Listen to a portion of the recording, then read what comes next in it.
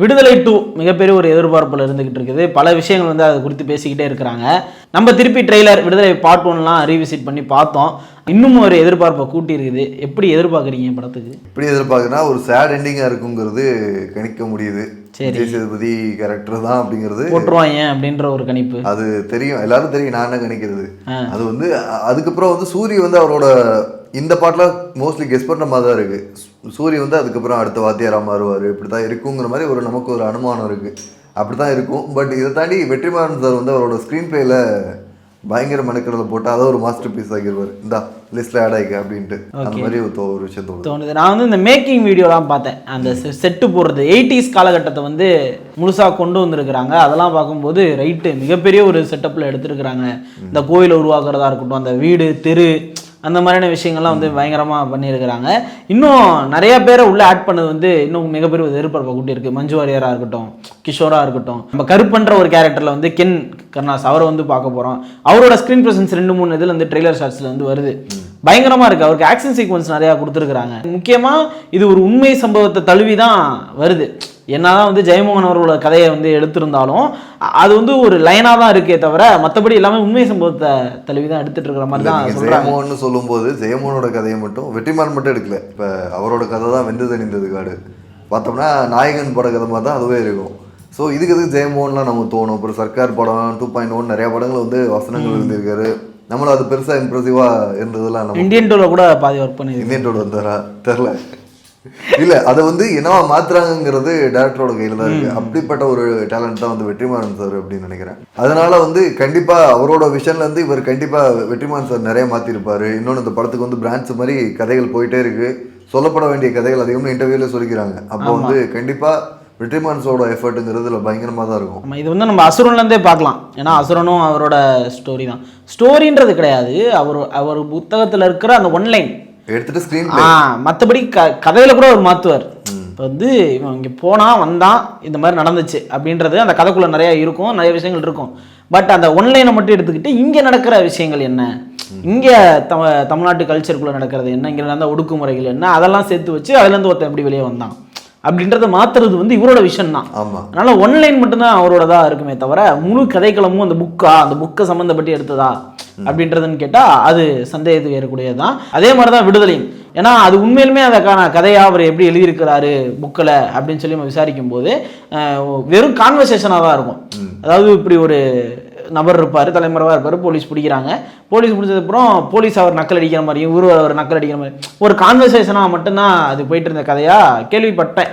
ஆனால் இவர் ஃபுல்லாகவே அப்படியே மாற்றிருக்கிறாரு. இங்கே இருக்கிற போராளிகளோட நேம் எடுத்து அவர்களை வச்சு பெருமாளாக இருக்கட்டும், தமிழரசனாக இருக்கட்டும், இந்த பக்கம் இந்த அரியலூர் சம்மந்த அந்த ஆக்சிடெண்ட்டாக இருக்கட்டும், இதெல்லாம் வந்து பேஸ் பண்ணி அவரோட கதையாக தான் அவர் உருவாக்கி இருக்காரே தவிர இது முழுக்க முழுக்க அந்த புத்தகத்தை சம்மந்தப்பட்டதான்னு கேட்டால் கிடையாது. எல்லாரோட லுக்கு பார்க்கும்போது ட்ரெய்லரில் ரொம்ப நல்லா இருந்தது. அது டிஏசிங் தானே என்னங்கிறத அவங்க ரிவீல் பண்ணல. பார்த்தா டிஏசிங் மாதிரியும் இருக்குது, இல்லாத மாதிரியும் இருக்குது. இந்த மாதிரி ஒவ்வொருத்தரோட லுக்கு வந்து பார்க்க நல்லா இருந்துச்சு. மஞ்சு வாரியரோட விக்கை தவிர மற்ற எல்லாம் நல்லா இருந்துச்சு. விஜய் சேதுபதிக்கும் மஞ்சு வாரியருக்கும் ஒரே விக்குலாம் சொல்லிட்டு இருந்தாங்க.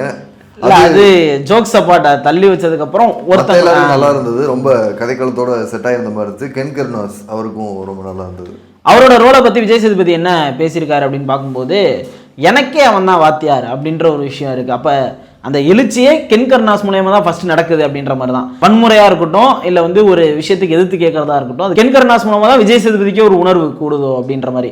அதுக்கப்புறம் தான் கிஷோர் அந்த வாத்தியார் அப்படின்றது இன்னொரு பக்கம் வருது. அந்த கிஷோர் கேரக்டர் வந்து பிரகாஷ் ராஜ் தான் இதுக்கு முன்னாடி பண்ணுறதா இருந்ததா சொன்னாங்க. ஸ்டில்ஸ்லாம் நம்ம பார்த்துருப்போம். ஒருவேளை அவர் வேற ரோல்னு எடுத்துட்டாரா, இவர் கொடுக்க வேண்டியதை எடுத்து இவர் கொடுத்துட்டு அவர் கொடுக்க வேண்டியதை இவர் கொடுத்துட்டாரா என்னன்னா நமக்கு தெரில. ஆனால் செகண்ட் பார்ட்டில் பிரகாஷ் ராஜ் அதில் இருக்காருன்னு தெரில. நமக்கு ட்ரெய்லர் இல்லை பார்க்க முடியல. இது சம்பந்தமாக வந்து விஜய் சேதுபதி பல இடங்களுக்கு போயிட்டு டீமோட ப்ரொமோஷன் பண்ணிட்டுருங்க. ஃபன்னியெல்லாம் இருந்தது நிறையா. இன்னொரு முக்கியமான ஒரு இது வந்து இளையராஜாவோட இசை பேக்ரவுண்ட் ஸ்கோர் வந்து ஒரு த்ரில்லராகவும் இருக்கும், ஒரு மெலடியாகவும் நிறையா விஷயங்கள் வந்து புதுசாக போட்டிருப்பாரு. என்ன எலக்ட்ரானிக் ஐட்டம் தொட மாட்டேன்னு சொல்லி நிறைய விஷயங்கள் எலக்ட்ரானிக் ஐட்டமாக இருக்கும். இல்லை இதெல்லாம் வந்து ஒரு மித்து தான். எலக்ட்ரானிக் ஐட்டம்னால வந்து மியூசிக் கெட்டு போகுது அப்படிங்கிறதுலாம். அப்படி பார்த்தோம்னா ஏஆர் யூஸ் பண்ணுறாரு காலம். அவர் இன்னும் ரிலவெண்ட்டாக தான் இருக்காரு. காலம் கடந்து நிற்கிற எலக்ட்ரானிக் மியூசிக்கும் இருக்குது. நம்ம கேட்குற 90s வந்து செலிப்ரேட் பண்ணுற ஊர்வசியாக இருக்கட்டும், இந்த மாதிரி நிறைய பாடல்கள் வந்து எலக்ட்ரானிக் சவுண்டெல்லாம் டிசைன் பண்ணுது. ஸோ அதனால வந்து மியூசிக் கெட்டு போயிடும்னா நம்ம எடுத்துக்க முடியாது. ராஜா சார் இப்படி அடாப்ட் ஆகுறது ஒரு நல்ல விதமாக தான். நம்ம நல்ல ஒரு ஃபன்னாக சொன்ன சொன்னேன். என்னன்னா ஃபர்ஸ்ட் பார்ட்டில் என்ன சொல்லியிருந்தாங்கன்னா பிஜிஎம் வந்து சரியாக உட்காரலை, அதாவது நல்லா இருக்கு பிஜிஎம் நல்லா இருக்கு, ஆனால் அந்த சீனுக்கு அந்த பிஜிஎம் ஓகேவா அப்படின்ற மாதிரி தான் நிறைய பேர் கேட்டுக்கிட்டு இருந்தாங்க. இல்லை, இது வரைக்கும் பார்த்து நம்ம வெற்றிமாறன் சார் படங்கள்லாம் ஜிவி அப்புறம் சந்தோஷ் நாராயணலாம் என்ன பண்ணியிருப்பாங்கன்னா நிறைய இடங்கள்ல பிஜிஎம்மாலே எலிவேட் பண்ணுவாங்க. இந்த இடத்துல மோஸ்ட்லி சைலன்ஸ் தேவைப்படுச்சு இந்த படத்துக்கு, அதனால தான் மெயின்லி வந்து இளையராஜா சார்கிட்ட போயிருக்காரு. அப்படி இருக்கும்போது இந்த படத்தில் இவங்களுக்கு வந்து அந்த பழைய வெற்றிமாறன் எதிர்பார்க்குறாங்க. ஒரு ஜிவி பிரகாஷ் கூட சேரும்போது, சந்தோஷ் நாராயணன் கூட சேரும்போது அந்த வெற்றிமாறன் எதிர்பார்க்குறாங்க. ஸோ இந்த இடத்துல இவர் வந்து இளையராஜா கிட்ட போனதுக்கு அவங்கள்டே போயிருக்கலாமே அப்படிங்கிற மாதிரிலாம் சொல்லிட்டு இருந்தாங்க. பாடல்கள்லாம் நல்லா இருக்கு, பிஜிஎம்காக அவங்கள்ட்ட போயிருக்கலாம்லாம் சொல்லிட்டு இருந்தாங்க. பட் எனக்கு அது பிரச்சனையா இல்லை, ஏன்னா பாடல்களா செம்ம ஹிட்டு. இப்போ பிஜிஎம்க்கு ஏன் வரோம் அப்படின்னா விஜய் சேதுபதியை ஃபர்ஸ்ட் டைம் பிடிக்க போறாப்புல, பார்த்துட்டாப்புல, அந்த கன் எடுத்துட்டு போறாப்புல, அந்த கன் எடுத்து அது ஒரு எலிவேஷன் தான், ஹீரோ எலிவேஷன் தான். அந்த இடத்துல வந்து ஒரு மாசான ஒரு பிஜிஎம் இல்லை, ஒரு கூஸ்பம் சேர்த்துற மாதிரி ஒரு பிஜிஎம் இல்லை, அது கூட அங்கே வராது, அது பிடிச்சதுக்கு அப்புறம் தான் வரும். அதுக்கு முன்னாடி வேற ஒரு மியூசிக் வந்து ஒன்று போட்டிருப்பார், அந்த இடத்துல அது சரியா இல்லை அப்படின்ற விஷயங்கள் தான் நான் சொல்ல வந்தது. ஃபர்ஸ்ட் பார்ட்ல இருந்த பவானி ஸ்ரீ வந்து இதுல இல்லை, ப்ரொமோஷனுக்கு வரலையா, ட்ரெய்லர்லயே என்னால பார்க்க முடியல. ஓகே, ஆக்சுவலா அதுல கடைசியில வந்து சூரிக்கே வந்து சின்ன ரோலா தான் இருக்கு போது. இல்ல, அவருக்கு கூட ஒரு ஸ்கிரீன் பிளேஸ் இருக்குல்ல, வாத்தியார்ட்ட பிடிபட்டு நான் ஒரு விஷயம் சொல்றேன், அந்த ட்ரெயின் கவுந்ததுக்கு வந்து நான் ஒரு மேட்டர் சொல்றேன், நீங்க ஒரு மேட்டர் சொல்றீங்க, இது எது உண்மைன்னு நீங்க தான் கண்டுபிடிக்கணும் அப்படின்றதெல்லாம் சொல்றாரு. அதுக்கு கூட ஒரு இன்வெஸ்டிகேஷன் மாதிரியோ, இல்ல அவரு மக்கள் படையிட்ட வராரா, இல்ல அவர் அரசாங்கத்துக்கு கூட சேர்ந்து பயணிக்க போறாரான்றது அவரோட முடிவு. அதுக்கு கூட ஒரு டிராவல் இருக்கு. பட் இதுல ஏன் பவானி ஸ்ரீ நான் கேட்கிறேன் அப்படின்னா, கடைசியில அது முடியும் போது இங்க இன்ஜினியர் ரமேஷோட சொந்தக்காரங்க யாருன்னு போது கை தூக்கிட்டு தனியா கூப்பிட்டு போயிருவாங்க. அதுக்கப்புறம் என்ன ஆச்சு, ஏன்னா ஃபர்ஸ்ட் சூரியகிட்ட சொல்லும் போது வந்து தமிழரசன் அவரோட சித்தப்பா பையன், அண்ணன் பையன் அப்படின்ற மாதிரி சொல்லுவாங்க. கடைசியில் இன்ஜினியர் ரமேஷோட சொந்தக்காரங்கன்னு சொல்லி போவாங்க.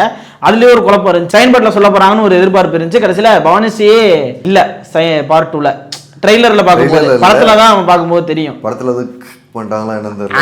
அதுதான் தெரியல, ஏன்னா கடைசியா துணியை புத்தி கூட்டு போறாங்க, என்ன பண்ணாங்க ஏது பண்ணாங்கன்றது தெரியல. முக்கியமா அந்த ஓசி கேரக்டர் என்ன பண்ண போறாங்க அப்படின்றது தான் மொத்த தமிழ்நாடோட எதிர்பார்ப்பா இருக்கு. வெற்றிமாறன் படங்களே வந்து ஒரு வில்லனை பெருமையா சொல்லணும் அப்படின்னாலே இந்த பேட்டக்காரன் சொல்லுவாங்க. ஏன்னா சட்டிலா இருப்பாப்ல, திடீர்னு ஒரு விஷயம் பண்ணுவாப்ல, ஆமா என்ன பண்ணுவாருன்னே தெரியாம இருக்கும். அந்த மாதிரிதான் இந்த ஓசி கேரக்டர். இப்ப அதுக்கப்புறம் ஓசி கேரக்டர் தான் வந்து ரொம்ப பெருமை. இதா வில்லன்னா அப்பா பயங்கரமா இருப்பான், இவன் என்ன பண்ணுவானே தெரியலையே, திடீர்னு சுடுறான், திடீர்னு அவனுக்கு ஒரு பிரச்சனை போட்டு தலை பார்க்கறான். அதுல கூட இன்னொரு மிஸ்ட்ரி இருக்கும். அந்த காட்டுக்குள்ள போயிட்டு இருக்கும்போது தான் கூட இருக்கிறவே கொன்றுவாப்ல ஓசி, அது காமிச்சிருக்க மாட்டாங்க, பட் வரும்போது உட்காந்துருப்பாப்ல. ஏன்னா அப்படி ஒருத்தர் செத்தாதான் அரசாங்கம் வந்து நம்ம சைடு பார்க்கும், சில படைகளை கொடுக்கும் அப்படின்றதுக்காண்டி கூட இருக்கிறவனே கொள்ற மாதிரியான ஒரு கொடூரமான ஆள் தான் அந்த ஓசி கேரக்டர். இப்ப இவர் என்ன ஆக போறாரு படத்துல, என்ன மாதிரியான சாகுலாம் இருக்கு நிகழ போகுது அப்படின்ற ஒரு எதிர்பார்ப்போட மக்கள் இருக்கிறாங்க. இப்ப நம்ம எதிர்பார்த்ததெல்லாம் வெற்றிமாறன் சார்ட்ட வடச்சென்னை 2 எதிர்பார்த்தோம், அதெல்லாம் கிடையாது. நான் விடுதலை 2 எதிர்பார்த்தேன், விடுதலை 2 எதிர்பார்த்தோம்ப்பா, நமக்கு அதுதான் கோலு. ஆனா இப்பதான் அவர் இதே முடிச்சு வந்திருக்காரு. பார்ட் 3க்கு வர பிளான் பண்ணிருக்கதா சொல்றாரு. இது போக வாடிவாசல் இப்போ வர போகுது. பார்ட் 3க்கு கதையா இருக்கு, பட் உட்கார் வரான்றது தெரியல. ஏன்னா அடுத்து வாடிவாசல் போயிட்டாருன்னு வேற சொல்றாங்க. இந்த படத்தோட வெற்றி அவர் வந்து உட்கார வச்சிருச்சுன்னா என்ன பண்ணுவீங்க? அப்படிலாம் பண்ண மாட்டேன். சூர்யா பாவம், அவரு ஒரு ஹிட்ட கொடுத்தாருன்னா அவர் திருப்பி தமிழ் சினிமாவை எலிவேட் பண்றதுக்கான வாய்ப்பு இருக்கு. நேரா அந்த அவங்க வளர்த்த மாடு அதுக்கு ஒரு ஃபேமிலி உண்டாகி. இந்த படத்தோட ப்ரொடக்ஷன் டைம் எடுத்துக்கிட்டோம்னா ஒரு 4 வருஷம் பண்ணியிருப்பாங்களா இருக்கும், ஒரு 3 வருஷம் இருக்கும்.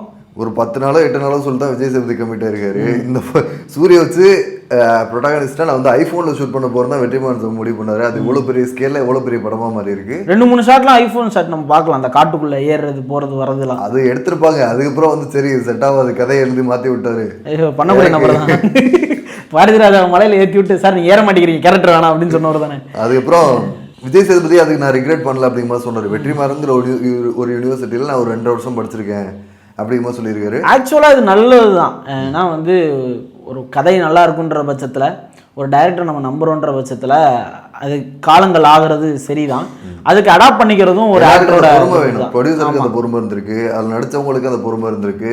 இவ்வளோ விஷயம் வந்து கரெக்டாக அந்த படத்துக்கு அமைஞ்சனால தான் வந்து இவ்வளோ கரெக்டாக அவங்கள எக்ஸிக்யூட் பண்ணி. ஏன்னா வந்து ஒரு படத்தை கொண்டு போய் சேர்க்குற பொறுப்பு வேறு டைரக்டர்கிட்ட மட்டும்தான் இருக்கான்னு கேட்டால் கிடையாது, ஒரு ஹீரோவுக்கு இருக்குது. ஏன்னா அவர் அந்த கதையை புரிஞ்சுக்கிட்டு அதுக்குள்ளே அவர் இருந்தால் மட்டும்தான் சரி இதில் என்னென்ன பண்ணலாம், இதில் என்ன மாதிரியான விஷயங்கள் புதுசாக கொண்டு வரலாம், அந்த வாத்தியார் எப்படி நடந்துக்கும், அந்த கேரக்டரை புரிஞ்சுக்கிற தன்மை இருக்குல்ல, அது ஒரு ஆக்டருக்கு இருந்தால் மட்டும்தான் அந்த வெயிட்டிங் ப்ராசஸை வந்து பொறுமையாக ஹேண்டில் பண்ண முடியும். இல்லைன்னா என்ன சார் வெயிட் பண்ணிக்கிட்டே இருக்கேன், நான் போயிட்டு வரேன், நீ வேற யாராவது ஷார்ட் எடுத்துருங்க டூ போச்சு இல்ல அப்படின்னு சொல்லிட்டு போற ஆட்கள் நம்ம பார்த்துருக்கோம். இப்போ பொறுமை ஒரு பக்கம் இருக்கிறத நம்ம பெருந்தன்மை எடுத்துக்கிட்டாலும், இது வெற்றிமாறன் சார் படங்கிறப்போ இவர் படத்தில் நடிச்சிட்டோம்னா நம்ம லைஃபே சேஞ்ச் பண்ணி விட்டுருவாரு, நம்மளோட பார்ட்டே சேஞ்ச் பண்ணி விட்டுருவாருன்னு எல்லாருக்கும் ஒரு நம்பிக்கை இருக்கும். அப்படி ஒரு மாஸ்டர் ஃபில்ம் மேக்கர் தான் வெற்றிமாறன். அதனால வந்து கண்ண மூடி நம்பலாங்கிற மாதிரி தான் எல்லாரும் இருப்பாங்க. ஆடியன்ஸே வந்து இந்த படம் நல்லா தான் இருக்க போது கண்ண மூடி நம்பையில அதில் நடிக்கிறவங்க நம்ப மாட்டாங்களா? இல்லை, அப்படி ஒரு கதைக்களத்தையும் அப்படி ஒரு படங்களையும் அவர் கொடுத்ததுனால தான் அந்த நம்பிக்கை. சும்மாலாம் நம்ப முடியாதுல்ல. ஆமாம். இப்படி படம் ரிலீஸுக்கு முன்னாடி இந்த படம் வெற்றி தான் அப்படின்னு சொல்லி எதிர்பார்த்துட்டு மக்களுக்கு நாளைக்கு என்ன நடக்க போகுது அப்படின்றது வந்து பார்த்து தெரிஞ்சுக்கலாம். ஒரு மிகப்பெரிய ஒரு எதிர்பார்ப்பு இருக்குது. அதை கரெக்டாக முடிச்சு விட்டாரு அப்படின்னா வெற்றிமாறனோட அடுத்த ஸ்டேஜ் போயிடும். ஹிந்திலலாம் கூப்பிட்டு இருக்காங்கன்னா அது அனுராக் கைஷப் கூப்பிட்டு போய் தான் சம்பவம் பண்ணுறதுக்கு வாய்ப்பு இருக்குது. அவரும் இதில் படத்தில் இருக்கிறாரு, அவரை மறந்துட்டோம். சரிக்கிட்ட அவர் ஒரு சின்ன கேரக்டராக தான் இருக்கும். ஏன்னா ஒரு பஸ்லேருந்து ஏறி வராரு, ஒரு விஷயத்த சொல்கிறாரு, கிளம்பி வருவாருன்னு நினைக்கிறேன். அந்த மாதிரி கேரக்டர் கேட்டு வாங்கினா நாளைக்கு விடுதலை 2 பார்த்துட்டு எப்படி இருக்குன்றத ரிவ்யூ வந்து நம்ம சொல்லுவோம். பார்ப்போம். வெற்றி மாறினா தோல்வி மாறினா இது ஒரு பஞ்சு ஃபேமஸ் மீன்பா, தெரியாதா உனக்கு? அப்படியா? சரி, ரைட். என்ன நடக்க போகுதுன்றத நாளைக்கு முடிஞ்ச அப்புறம் பார்த்துக்கலாம். இதே மாதிரி இன்னொரு வீடியோவில் கூட சந்திக்கிறோம். அண்டில் தான் உங்களோட பேர் வைக்கிறேடா. Bye bye.